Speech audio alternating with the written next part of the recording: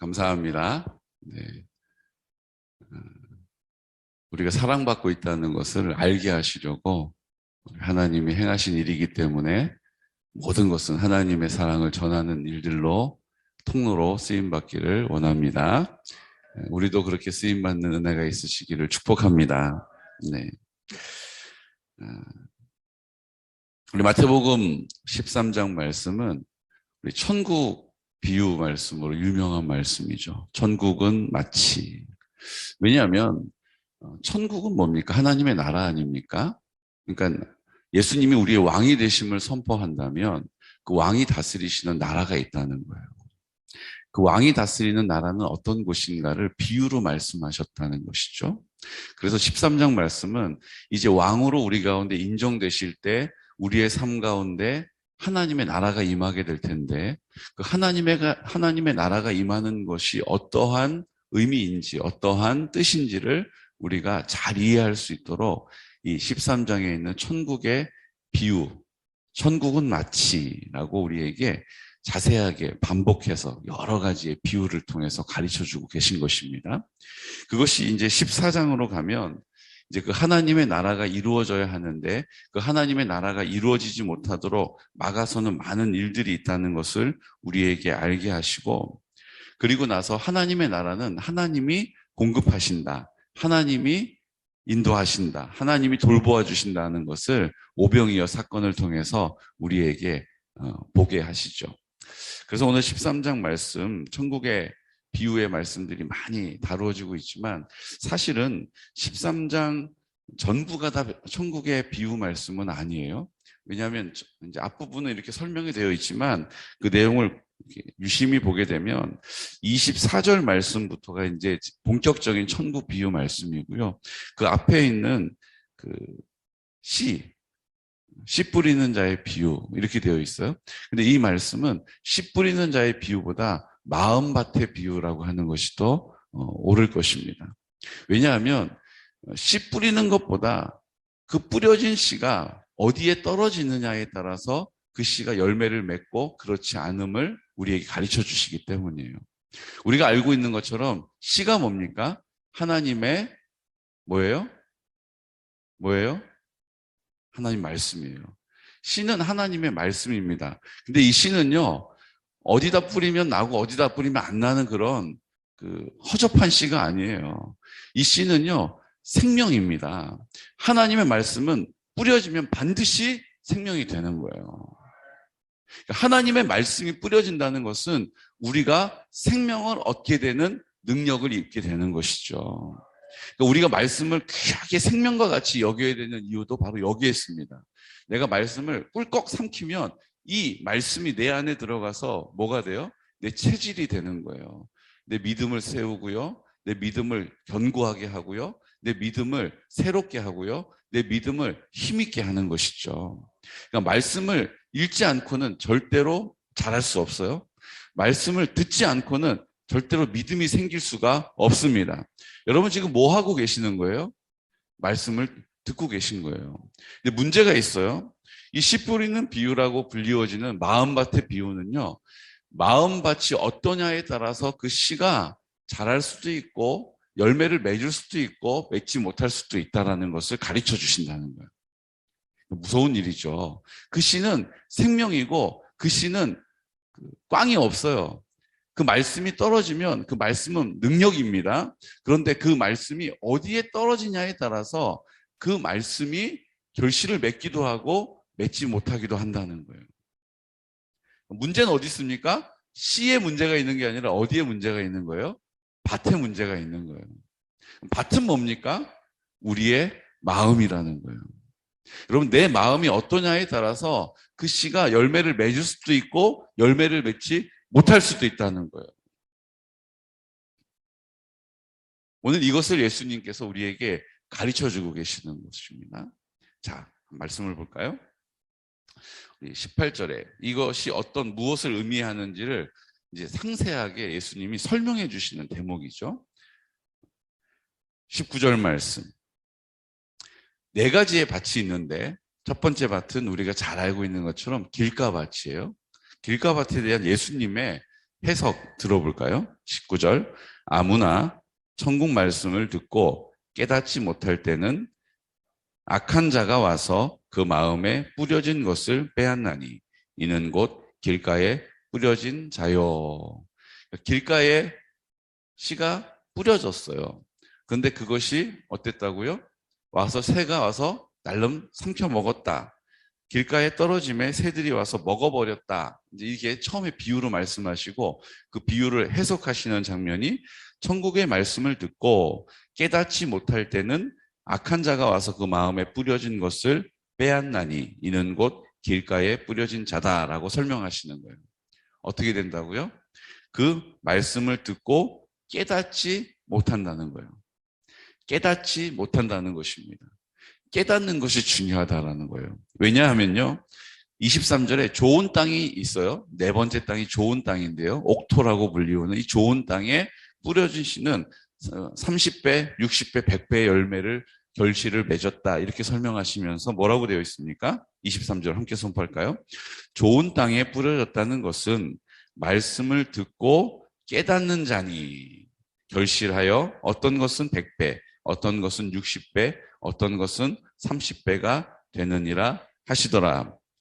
좋은 땅에 뿌려진 것은 어떤 특징이 있어요? 말씀을 듣고 깨닫는다는 것입니다. 깨달으면 결실하게 된다는 거예요. 길가에 뿌려진 씨는 어떻게 된다고요? 말씀을 들으나 깨닫지 못했다는 거예요. 그러니까 이 두 개가 가장 큰 차이점인 것이죠. 말씀을 듣고 깨닫지 못하면 다 그 씨가 새가 와서 악한 자들이 빼앗아가 버리는 것이고요. 그 말씀을 듣고 깨달으면 그 말씀이 우리 가운데 100배, 60배, 30배. 그러니까 이 말씀은 30배, 60배, 100배가 아니고 100배를 맺게 된다는 것입니다. 100배의 수확을 얻게 되고 못 수확해도 60배는 맺는다. 그것보다 못하더라도 30배의 수확을 결실을 맺게 된다라고 말씀해 주시는 거예요. 어떻게 되면요? 말씀을 깨달으면. 그럼 말씀은 누가 깨닫습니까? 나의 지혜를 가지고 깨닫습니까? 내 경험을 가지고 깨닫습니까? 내가 가지고 있는 능력으로 깨닫는 게 아니에요. 말씀은 깨닫게 하시는 성령님이 깨닫게 하시는 것입니다. 우리로 깨닫게 하시는 지혜의 영이신 성령님이 그 말씀을 깨닫게 하시는 거예요. 그런데요, 이 말씀이 우리가 깨달아지는 데까지 시간이 필요해요. 씨를 뿌리고 그 씨가 자리를 잡고 뿌리를 내리고 싹이 나고 그것이 줄기가 올라갈 때까지 그냥 뿌리고 하루 이틀 만에 되는 일은 없다는 것입니다. 이 땅에 되어지는 모든 일들은 하나님께서 우리에게 하나님의 뜻을 헤아릴 수 있도록 지혜를 주시려고 다 만들어 놓으신 거예요. 그러니까 우리가 씨를 뿌려가지고 그 다음날 싹이 나는 씨는 아무것도 없어요. 뿌려놓으면 기다려야 되는 것입니다. 그것이 그 안에서 보이지 않아도 작동이 되고 있는 거예요. 그 안에서 자라가고 있는 거예요. 근데 우리는 어떻게 합니까? 이거 왜 뿌렸는데 아무 이런 일이 없지? 그리고 파봐요? 파보면 어떻게 돼요? 죽어요. 그게 싹이 막 올라오는데 이거 왜 이렇게 빨리 안 올라와? 그러고 들춰봐요? 그럼 어떻게 돼요? 죽어요. 그것을 믿음으로 바라보고 인내해야 되는 것입니다. 이것을 돌짝밭에 뿌려졌다는 의미를 가지고 설명하세요. 우리 20절 말씀 우리 함께 선포할까요? 돌밭에 뿌려졌다는 것은 말씀을 듣고 즉시 기쁨으로 받되 그 속에 뿌리가 없어 잠시 견디다가 말씀으로 말미암아 환난이나 박해가 일어날 때에는 곧 넘어지는 자요. 아멘. 자, 보십시오. 돌밭에 뿌려졌다는 것은 즉시 기쁨으로 받는 거예요. 즉시 기쁨으로 받는 것입니다. 우리가 아멘 하고 받는 거예요. 그런데 어떻게 한다고요? 그 속에 뿌리가 없어 잠시 견디다가 아멘 하고 받았는데 이게 내 생각에 골몰한 것 때문에 내 느낌과 감정 때문에 이 말씀을 자꾸 우리가 이리 살피고 저리 궁리하다가 의심하게 돼요. 아이고 왜 빨리 내 뜻대로 안 되는 거야. 이 말씀 붙잡고 기도했는데 왜 내 마음대로 안 되고 이게 왜 이렇게 돌아가는 거야? 왜 아무 일도 일어나지 않는 거야? 이제 이렇게 어떻게 해요? 우리가 생각하기에 잠시 견뎌요. 그래도 기도하라고 했으니까 기도해야지. 그래도 왜 아무런 일도 안 일어나는 거야? 이제 이렇게 된다는 얘기예요. 그러고 나서 어떻게 됩니까? 환란이나 박해가 일어날 때에는 내가 원하는 대로 안 돼요. 내 바람대로 안 돼요. 그럼 어떻게 됩니까? 곧 넘어지는 자요. 곧 넘어진다는 거예요. 분명히 말씀이 떨어져서 즉시 기쁨으로 받았는데 잠시 견뎌요. 그런데 그 안에 믿음이 없다 보니까 어떻게 돼요? 왜 이게 내 마음대로 안 되는 거야? 왜 이게 내 뜻대로 안 되는 거야? 그리고 어떻게 돼요? 곧 넘어져 버린다는 거예요. 이것이 돌짝밭에 뿌려졌다라는 의미라는 것입니다. 여러분, 말씀을 내가 믿음으로 아멘으로 받고 나서 성령님이 나를 도와주시지 않으면 그것이 어떻게 해요? 잠시 견딜 수는 있을지라도 결국은 내 길로 가는 거예요. 결국은 그 말씀이 내 안에 생명이 되지 못하는 것입니다. 그러므로 우리 안에 말씀이 내 마음 가운데 뿌리 내릴 수 있도록 도와주시는 성령님을 찾는 것입니다. 성령의 충만함을 구하는 것입니다. 구하는 거예요. 그리고 이제 세 번째 밭이 있어요. 세 번째 밭이 뭡니까? 가시떨기에 뿌려졌다. 가시떨기 밭이 있다는 거예요. 우리 22절 선포할까요? 가시떨기에 뿌려졌다는 것은 말씀을 들으나 세상의 염려와 재물의 유혹에 말씀이 막혀 결실하지 못하는 자요.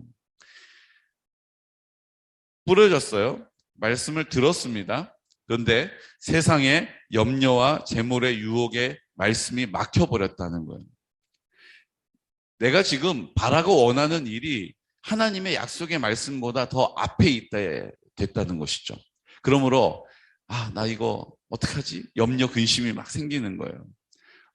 나 이거 저게 돈을 많이 벌면 내가 저걸 더 쓰면 내가 더 많이 가지면 내가 이렇게도 할 수 있고 저렇게도 할 수 있는데 내가 돈이 없어서 사람들이 나를 저렇게 업신여기나 보다. 우리의 생각이 막 발동하게 된다는 거예요. 그게 내 느낌과 감정을 나쁘게 한다는 것이죠. 이래가지고는 이 땅을 살 수 없지. 기도만 해가지고는 응답이 없지. 어떻게 사람이 기도만 하고 살아. 이렇게 되는 거예요. 우리의 생각이 막 발동하게 되면서 어떤 일이 벌어져요? 내가 결국은 하고자 하는 대로 한다는 거예요. 이것이 바로 가시밭에 뿌려졌다는 것이죠. 그 기운이 막혀서 또 죽어버리는 거예요. 하나님의 말씀이 내 안에 떨어질 때에 성령님이 그 말씀을 깨닫게 하지 않으시면, 성령님이 그 마음에 인내하도록 도와주시지 않으면, 성령님이 우리 가운데 결실하지 않으시면 우리는 다 거기서 거기인 거예요. 주님은 우리에게 너는 어떤 마음밭이냐는 걸 물어보고 계시다는 거예요. 나는 지금 주님의 말씀을 성령님이 깨닫게 하셔서 그 말씀을 꿀꺽 삼키고, 그 성령님이 나를 인내하게 하셔서 인내하게 하시고, 어떤 사람은 그 시를 받은 이후에 그냥 한 달이 지나서 응답받는 사람이 있고, 1년이 지나서 응답받는 사람이 있고, 10년이 지나서 응답받는 사람이 있어요. 우리의 생각과 같지 않다는 것입니다. 하나님이 주인이시니, 하나님이 나의 아버지이시니, 하나님이 나에게 선하게 인도하신다라는 믿음을 가지고 그 믿음으로 바라보는 것입니다. 그리고 그 뿌려진 씨가 반드시 결실을 맺고 생명이 된다는 것을, 열매를 맺는다는 것을 믿음으로 그 자리를 지키는 것이죠. 사랑하는 성도 여러분, 우리 안에 행하실 놀라운 일들을 주님께서 이미 계획하고 계세요. 그것이 바로 하나님의 나라가 되는 것입니다. 그리고 나서 하나님의 나라가 되는 일에 대하여서 구체적으로 설명을 계속하고 계시는 거예요. 가라지를 뿌린다. 거기에 막 알곡이 올라오는데 가라지도 같이 올라오는구나. 이게 어떻게 된 일입니까? 악한 이들이 와서 뿌렸구나. 악한 이들은 그렇게 한다. 하지만 알곡도 뽑힐까 봐 내가 그냥 그것을 두어라. 내가 뽑지 못해서 그러는 게 아니다. 여러분, 저는 요즘 콤바인이라는 게 나오잖아요. 쫙 들판에 엄청 등치가 큰 기계가 쭉 지나가면 자동으로 수확을 합니다. 자동으로 수확을 해요. 근데 여러분 그거 아세요? 요즘 기술이 좋아져 가지고요. 그걸 수확을 막 하면요. 거기 피가 막 이렇게 중간중간에 있어요. 그럼 그걸 다 빼내야 될 것 같은데, 이 자동 콤바인이요. 그걸 이렇게 잘라내고 그걸 이렇게 수확을 하면서 피는요, 알아서 걸러내요. 옛날엔 다 사람이 손으로 해야 되는 일이었잖아요. 근데 지금은 자동 콤바인이 지나가면서 그게 뭐 천천히 하면서 이게 맞나? 이게 피인가? 아이고, 여기 피 여기 있네. 그러고 걸러내는 게 아니에요. 기계가 알아서 착착착착착 하면서 거기서 피를 다 걸러낸다는 거예요. 그래서 나중에 도정할 때 그게 섞이지 않도록. 그러면 사람이 하는 기술도 그 알곡 가운데 가라지를 걸러내는 일이 가능합니다. 근데 천지를 창조하신 하나님께서 왜 그 가라지를 걸러내지 못하시겠어요? 근데 하나님은 기다리시는 거예요. 돌아오도록 기다리시는 것입니다. 돌아오도록 인내하시는 것입니다. 그리고 오늘 우리에게 기회를 주시는 거예요. 여러분, 우리가 하나님 앞에 옥토가 되시기를 기뻐하십니다. 우리가 하나님 앞에 뭐가 되기를 원하세요? 옥토밭이 되기를 원하세요. 우리를 통해서 자라가게 하시고, 우리를 통해서 열매 맺게 하시고, 우리를 통하여 그 풍성하고 찬란하고 아름다운 열매를 걷기를 원하십니다. 내가 하는 게 아니에요. 여기서 보십시오. 내가 할 수 있는 게 뭐가 있습니까? 다 주님이 성령으로 우리를 도와주셔야 할 수 있는 일들이에요. 하나님의 나라는 내가 이루는 것이 아니라 성령의 열매로 맺혀지는 것입니다. 우리의 가정이 하나님 나라 되는 것은 내 간구와 나의 인내와 나의 결단이 아니에요. 주님의 도우심으로 하나님의 나라가 되는 것입니다. 여러분, 힘을 빼십시오. 그리고 주님께 맡기고 의지하십시오. 주님께 기도로 아뢰십시오. 그리고 인내함으로 그 자리를 버티고 지키시는 것입니다. 성령님께서 반드시 역사하십니다. 하나님의 나라는 우리의 열심이 아니라, 우리의 기대가 아니라 하나님의 5천 명을 먹이시는 역사를 보십시오. 주님께서 그 일을 행하실 때에 되어지는 것입니다. 여러분, 우리의 눈높이로 보지 마시고 우리의 그릇으로 받지 마시고, 주님, 나의 믿음의 그릇을 키워주십시오.